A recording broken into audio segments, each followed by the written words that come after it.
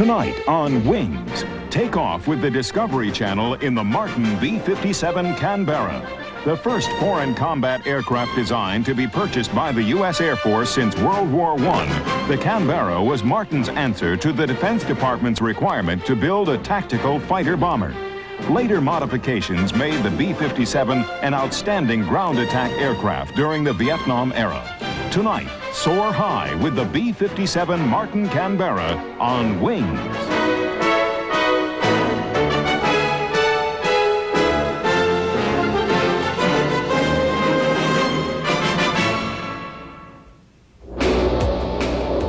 This is a Martin B-57 bomber. Hundreds of this type of aircraft flew with the United States Air Force Tactical Air Command in various bombing and other related functions for over 2 decades of successful service. The model also served with the Air Forces of Taiwan and Pakistan, and in both cases, as with those in the U.S. service, saw combat with distinction. They were the last of a long line of planes built by the Martin Company. When production of the B-57 was concluded, the company went out of the aircraft manufacturing business to concentrate on missilery. While the B-57 fitted perfectly into a specific United States requirement, it was actually designed by the British and was the first overseas combat aircraft to be bought by the Air Force since the First World War. The reason for this was simple. It was a question of the mission parameters that the new plane was to fill. Parameters that were first identified with other aircraft less than 10 years before.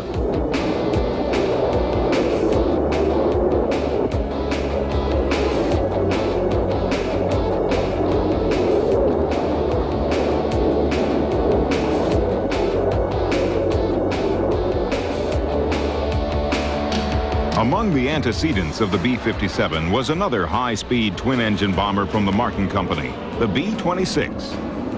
The B-26 was originally designed as a classic medium bomber to operate from fairly high levels, carrying a quite respectable bomb load, but with a shorter range than the B-24 Liberator or the B-17 Flying Fortress. But as the benefits and methods of tactical air power became more fully understood, the B-26 was also used at lower levels against key targets along enemy supply lines.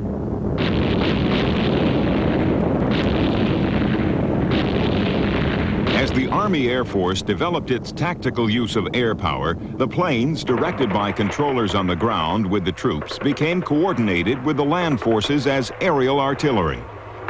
This system developed spontaneously as the heavy single-engine U.S. fighters had devastated targets, often with an emphasis on communications. Perhaps the best compromise between the heavier B-26 and the single-engine fighters like the P-47 Thunderbolt was the Douglas Invader. This plane was designated as an attack aircraft, given the number A-26, in reflection of its combination of a bomber's substantial internal bomb load with speed and flexibility approaching that of a fighter. The A-26 was a superb piece of flying technology. Its heavy forward firepower enabled it to strafe enemy positions with fighter-like concentration, while it retained capability in more conventional bomber duties. Coming late in World War II, it was rushed into production as the most suitable design for the rapidly developing tactical use of air power. The Air Force Command were now convinced of the importance of the tactical attack plane, disrupting the enemy's supplies and reinforcements by destroying road and rail transportation behind the front and harassing the enemy's attempts to regroup on the battlefield. As the war went on, the invaders flew from forward bases just behind the lines.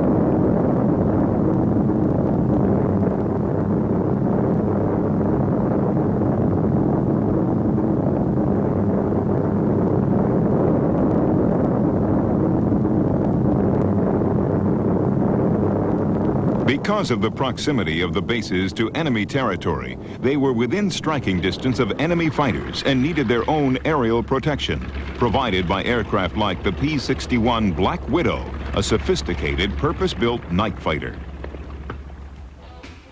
By war's end, the importance of tactical air power was fully accepted, and when the Air Force was given its autonomy, a separate command was formed with this in mind, the Tactical Air Command. Of course, in the post-war years, all interest in aircraft procurement and design focused upon jet propulsion and the potential for aircraft of greater speed. To a certain extent, this tended to blind the planners to the lessons of the war, and the division between fighters and bombers, which had existed in pre-war thinking, was reconstructed.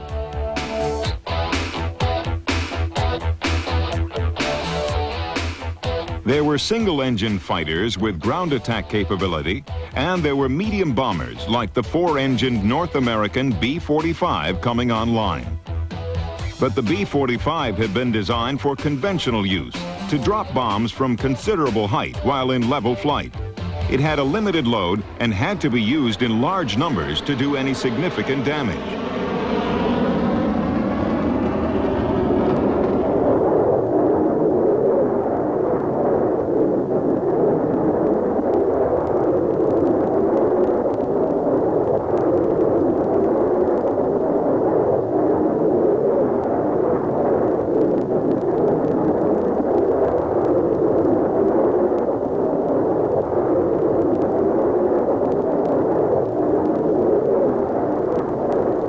In battlefield conditions in Korea, again, the need for filling the gap between fighter and bomber arose, just as it had 5 years earlier in the World War. The only capable aircraft available was the piston-engined A-26 Invader, now confusingly redesignated the B-26. Despite its ability to fill the role, it was a World War II plane doing business in the jet age. Together with other World War II twin-engine planes, the B-26s filled the gap in Korea and provided the tactical attack needs, but at a considerable price, reflecting their vulnerability. Clearly, there was a gaping hole in the planning. What was needed was the jet-powered equivalent of the A-26, and there had simply been no serious expectation or provision for this.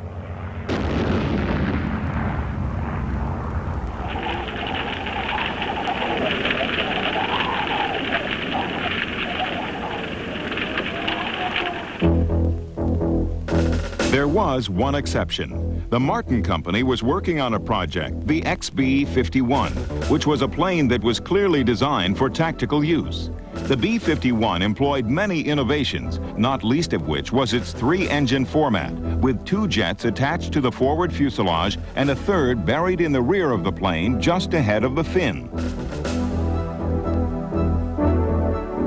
It also used fuselage-mounted tandem dual main wheels and outrigger supports.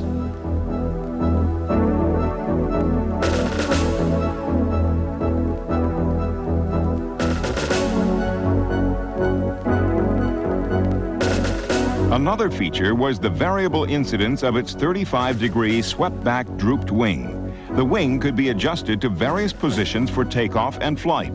The outrigger wheels stabilized the plane for takeoff and landings.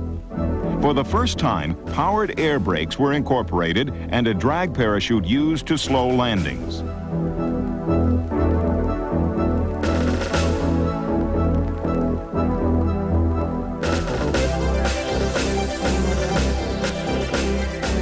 Epitomizing the advanced design thinking was the B-51's rotary bomb door, which allowed quick ejection of the bomb load while the plane was still flying at very high speeds. In the late 1940s, the Martin XB-51 stood as the only contender for the role of filling the shortfall that Korea was to demonstrate. Powerful and highly advanced, the B-51 clearly stood somewhere between fighter and bomber. I'm Bob Mickish, Major U.S. Air Force retired, and the B-57 Canberra will be right back on wings. Using jet-assisted takeoff, the B-51 takes to the air in one of the hundreds of tests that were carried out in the early 1950s to try to improve its limitations. It was by no means a perfect aircraft, and clearly, before it was successful, it would need more development. The designers had successfully identified the task for the plane, but had failed to develop a concept that really did the job.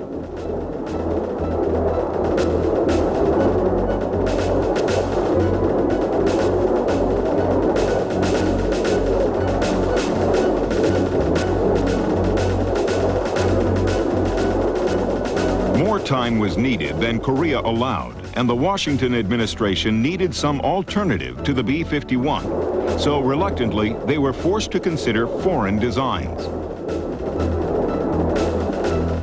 World War II had seen the United States become the world's most successful aircraft manufacturing nation, and the U.S. had some difficulty in accepting a foreign design for evaluation, but they seriously studied two. First was the Canadian CF-100. This was more a twin-engine fighter and was ultimately unable to carry a worthwhile payload. During World War II, the British had also studied the area between fighter and bomber, and the remarkable de Havilland Mosquito, very fast and agile, had been produced. After the war, the RAF had sought a jet-powered replacement for the Mosquito, acknowledging the need for such an aircraft. The English Electric Company had come up with the new plane, a very advanced design which was given the name Canberra. The aircraft had simple lines and combined the agility and speed of a fighter with the lifting power of a bomber. From the start, the Canberras were a success, and production orders for the RAF were so large that much of the production was subcontracted to other aircraft manufacturers. The classically streamlined Canberras, robustly designed and with their powerful Avon engines, were a formula for success. However, interest from the U.S. was initially muted. But in view of the Korean experience, interest grew considerably because the English Electric Company's aircraft offered a proven, successful design that could do the job and would be available for early delivery if the war dragged on.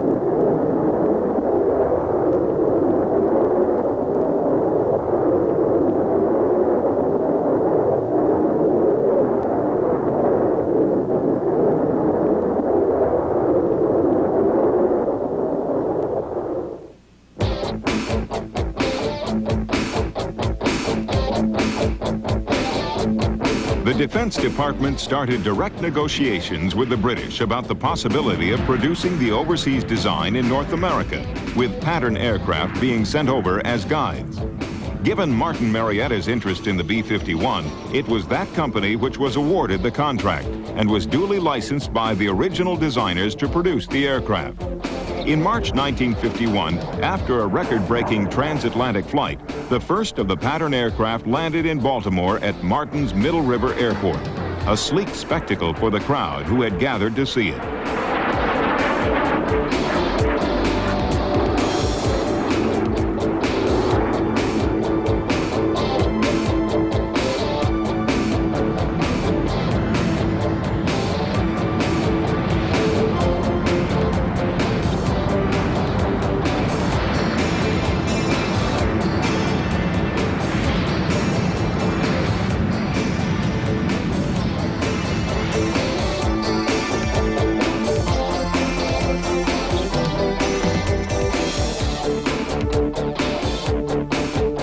For the British air crew and their U.S. hosts alike, it was a memorable occasion. Not since the DH-4 of World War I had manufacture of a foreign plane ever been contemplated, and now it was happening. With the Canberra to come into production, the gap in the U.S. inventory would be plugged. It wasn't to see service in Korea, but was to prove its worth in combat and the wisdom of its purchase many years later.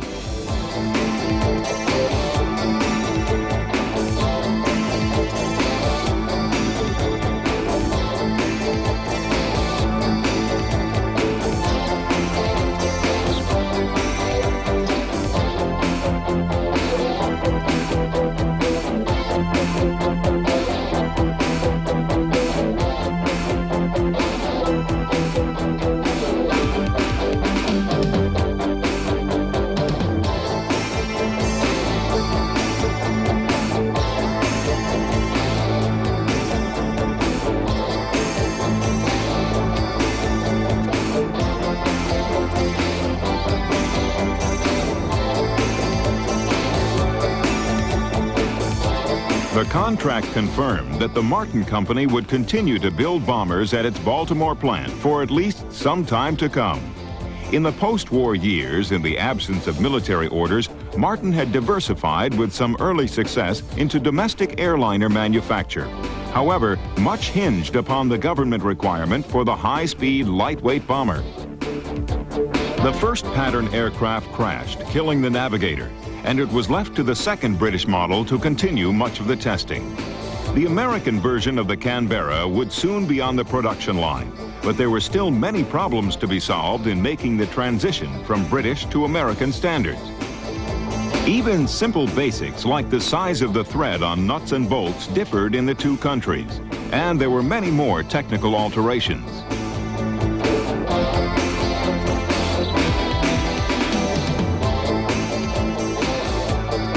It was to be over 2 years before the top brass would assemble to inspect the first plane off the Baltimore production line.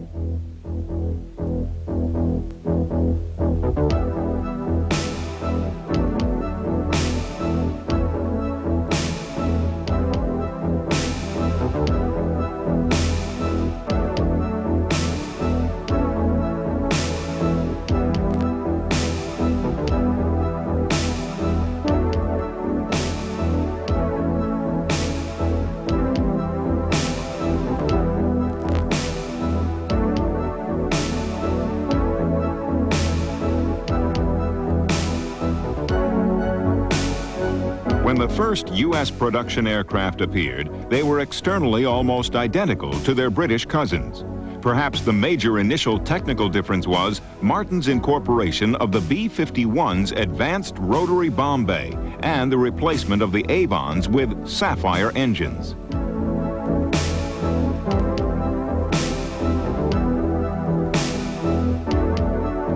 The engines of the Canberra were started with a cartridge, and this produced a characteristic cloud of thick black smoke. Though U.S. engineers worked on improving the starters, there was always a notable exhaust when the plane started up, a displeasing trait in an otherwise tidy airplane.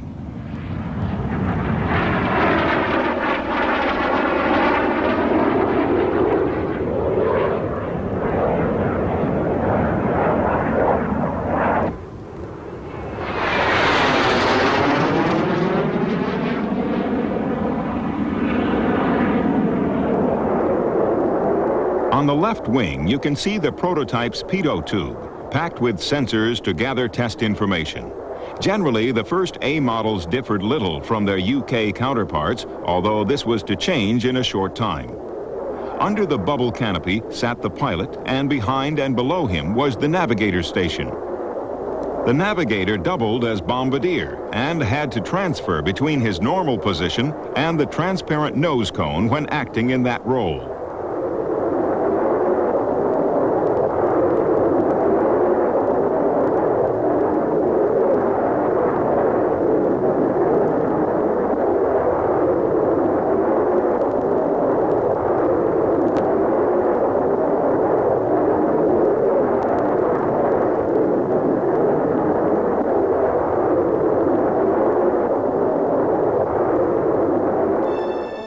When the U.S. Air Force first saw the Canberra in operation in demonstration flights in Britain, there just wasn't any comparable mission that they felt that the airplane could serve, and walked away from it. But then after they started looking at what will we use as an interdiction airplane replacement, it served the purpose well.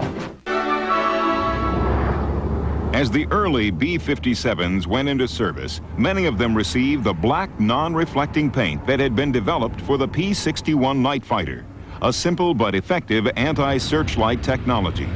Much of the initial U.S. purchase justification was based on the Canberra's potential in nighttime operations, and many were utilized in that role.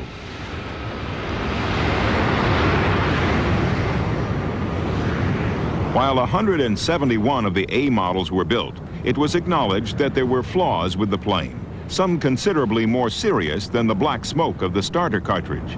Most important was the position of the second crew member as the U.S. moved to turn the plane further from a light bomber toward its interdiction capability.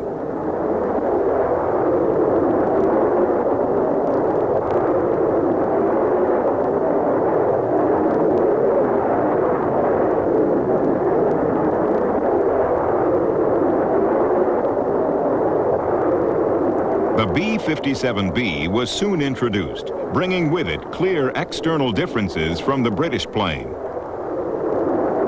Behind the wing, air brakes, similar to those introduced on the P-51, were installed. These were also being more widely adopted by other jet designs.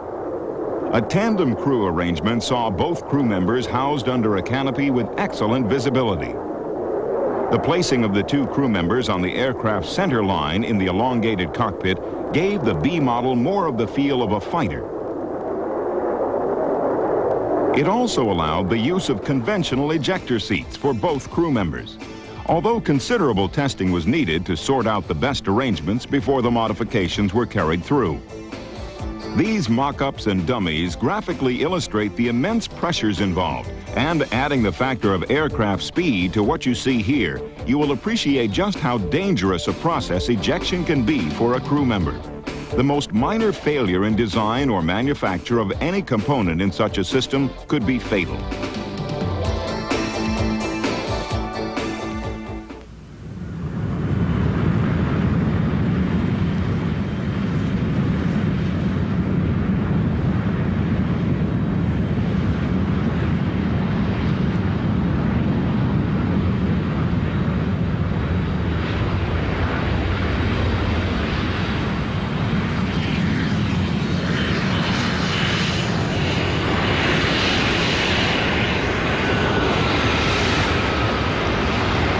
Another change was to the cartridge system and its housing, though the black smoke continued to be part of the process.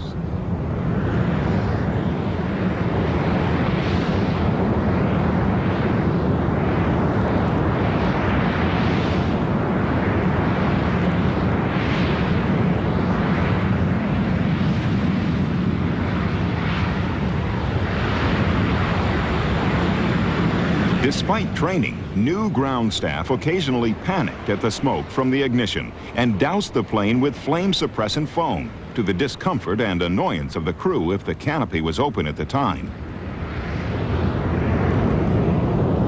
The B-57B also had much increased firepower and options.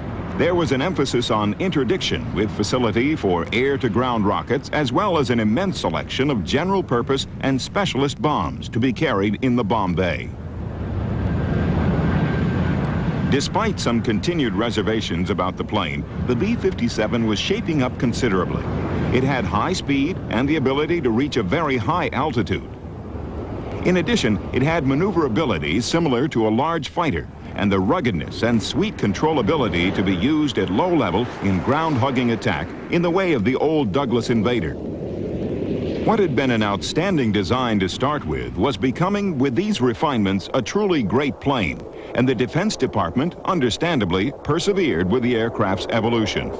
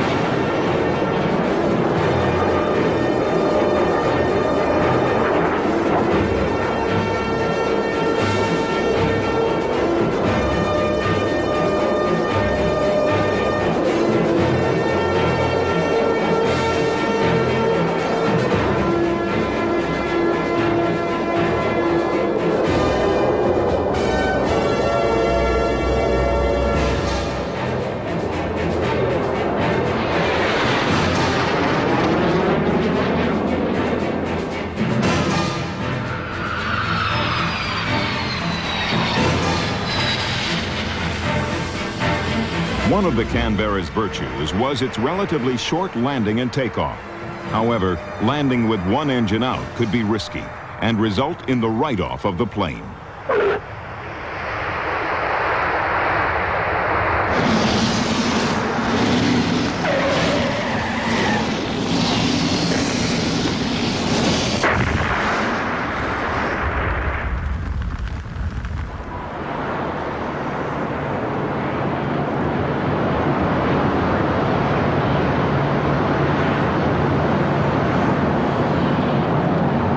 You can see the large ground-to-air unguided rockets, which coupled with new wing-mounted machine guns or cannons to give the B-57 more of the forward punch of a fighter.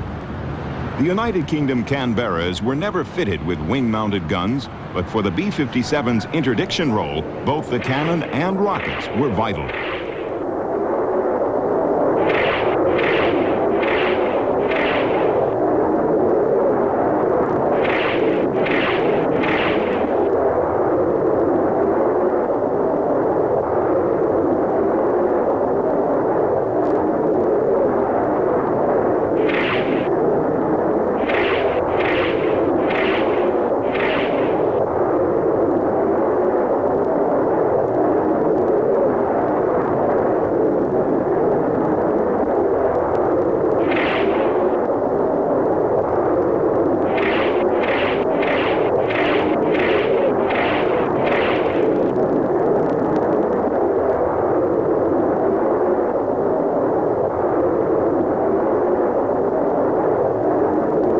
The other distinct difference from the British plane's armament was the use of Martin's rotary bomb bay. It minimized disruption at release and allowed the aircraft to maintain maximum speed during the final approach to the target. And it also allowed palletization of the bomb load.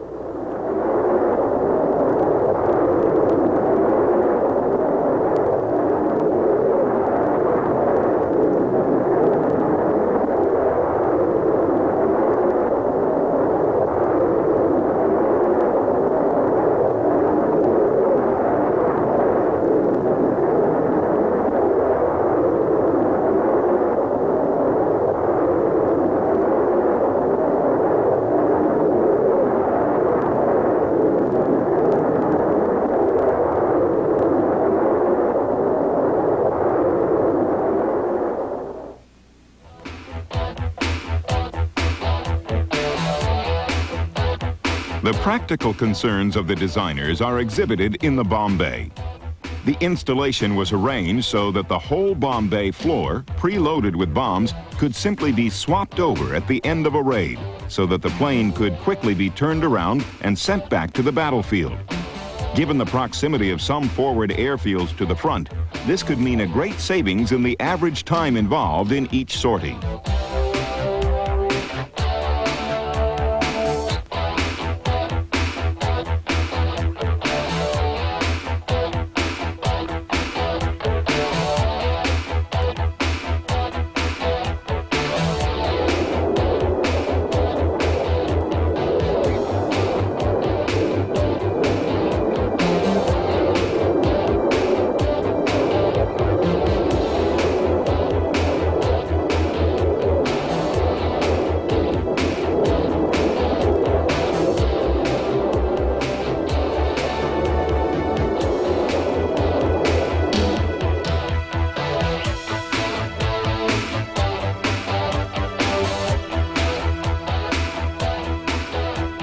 The bomb bay was also seen as a place to mount a battery of downward-firing machine guns in large packs to simply saturate the ground beneath with a heavy rain of bullets.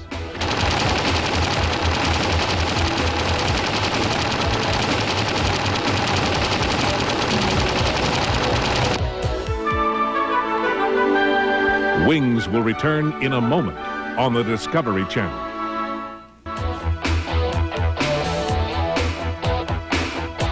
By now, the B-57 had become outstandingly versatile in both senses, outstanding in the number of roles it could fill and outstanding in how well it did them. The plane was very robustly designed, with a lighter servicing requirement than other planes of the time.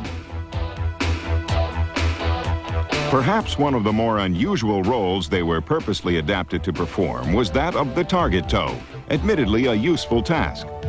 Painted bright orange to hopefully minimize the chance of being mistaken for the target, the E-model was equipped with powered cable drums in the bomb bay to trail large fabric targets from canisters in the tail section.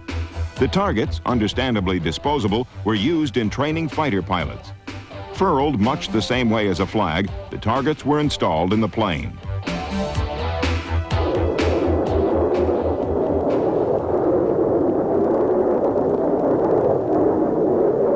Certainly not the most glamorous of jobs, nonetheless, this required a certain fatalistic courage from the pilot.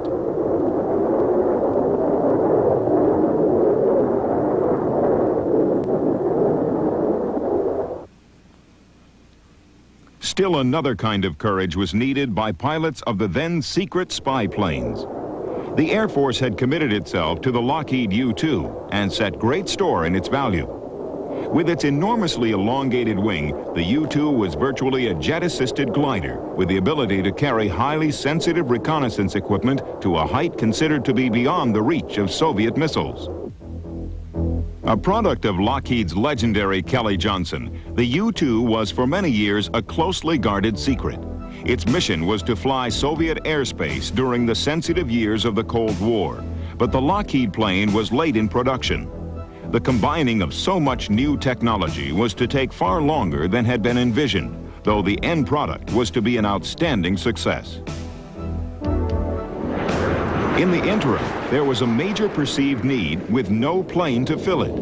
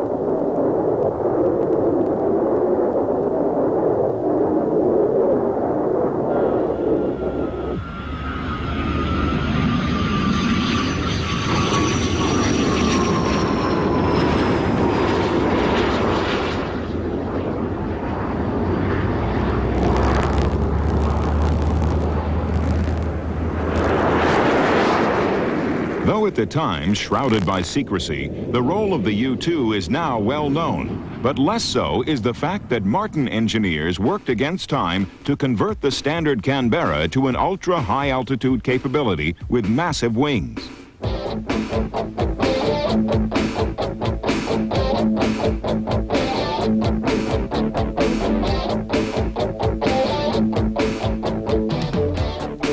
The whole concept of high-flying aerial spying was still in its infancy when the RB-57 first came into production. Even the testing equipment seems primitive by today's standards. But given the breakdown of relations between the two post-war superpowers, the technology applied to this reconnaissance work was the pinnacle of that available at the time.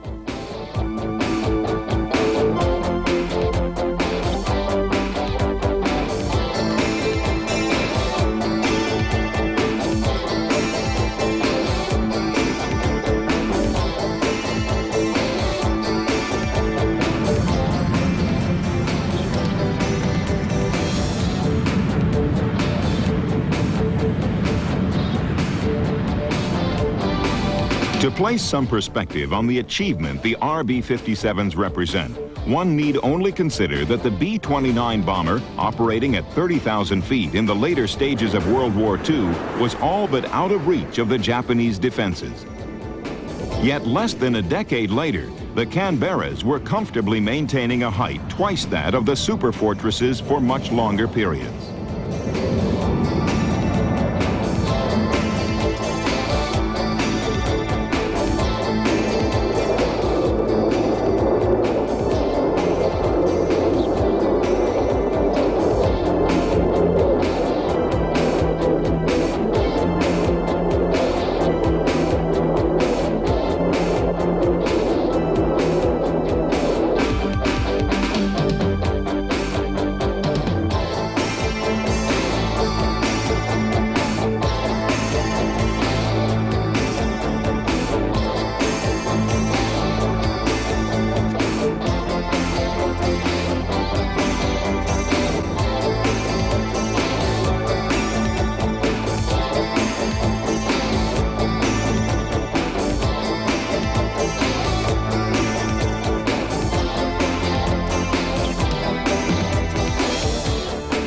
As testing and evaluation progressed, the massive wing was to be constantly maintained and rebuilt to ensure that these unique Canberras stayed serviceable for as long as possible. Ultimately, fatigue took its toll and they were replaced, sometimes by the U-2. But years later, some Canberras were taken out of mothballs and modified with an even larger wing as the RB-57F. This aircraft, with fan jet engines supplemented by 2 additional prop jets, used a wing almost twice as large as the already massive fixture of the earlier spy Canberras. The RB-57F was ostensibly for weather reconnaissance, but there is little doubt that it was also used in clandestine operations and in monitoring work related to the atomic bomb test series. Although it is known that the Soviets succeeded in bringing down U-2s, there is no record of either of the 2 remarkable big-wing Canberra models being lost in action.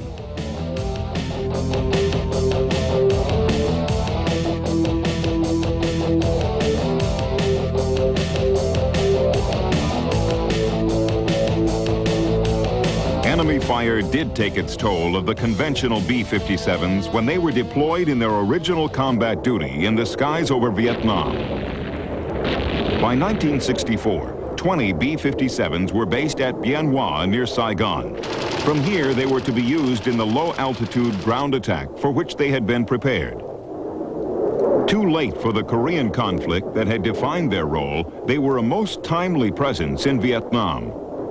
Although by now they were over 10 years old, the strength of their airframes and the common sense of the basic design still held them in good stead over enemy forces. They were normally used south of the border in what theoretically was South Vietnamese territory.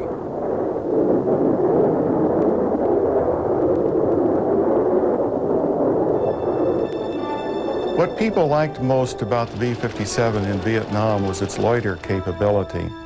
You could get that airplane up over the target area and wait a couple hours if need be for a target to be identified to the crew for attacking, whereas fighter type aircraft had limited range and they had to come on target, work with their forward air controller and go on target immediately, whereas the B-57 could just sit and wait for a target of opportunity.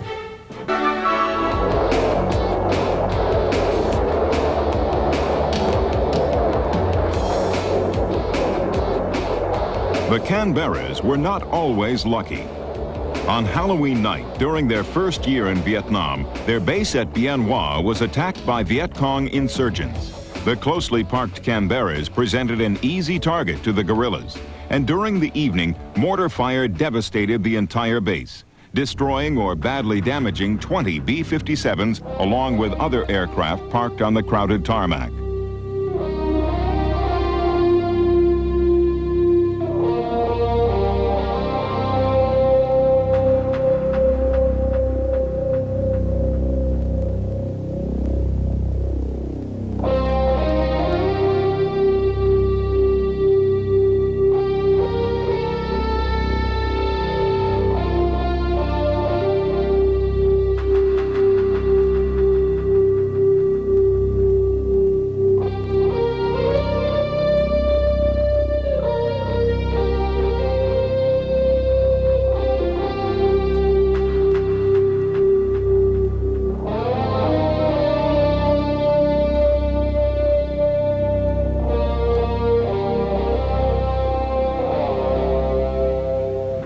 These losses had to be made good with aircraft transferred back into service from the Air Guard after updating.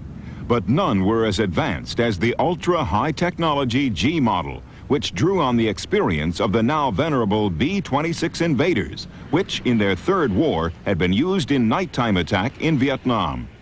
The Air Force employed a few Canberras to test new technology in night sight television. The aim was to identify and disrupt nighttime Viet Cong activity along the Ho Chi Minh Trail. And in 1969, 16 B models were returned to the Baltimore factory for modifications. The Canberras designed in the 40s, modified during the 50s, in service in the 60s, now found themselves state-of-the-art in the 70s. The large modified nose housed the new see-at-night technology, and curiously enough, though the installation lowered the top speed, it enhanced the overall stability of the plane. Only one of the 57Gs was lost, and generally speaking, the project was a success and provided aircrew with a facility they had never enjoyed before.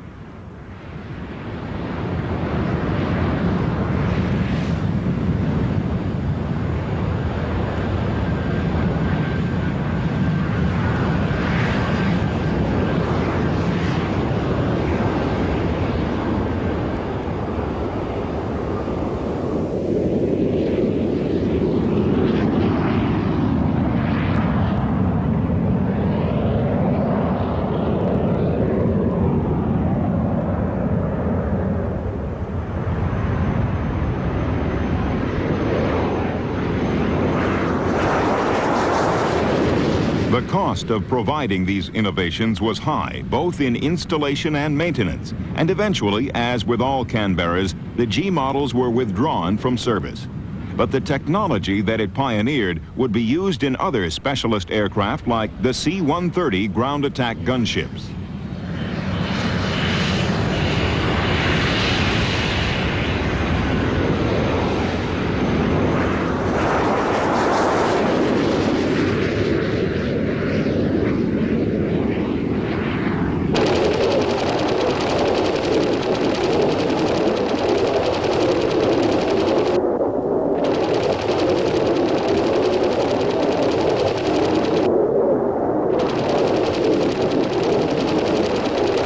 Where the naked eye could ordinarily see nothing, the G model's night vision proved a devastating success and came as a fitting culmination to the overall B-57 project.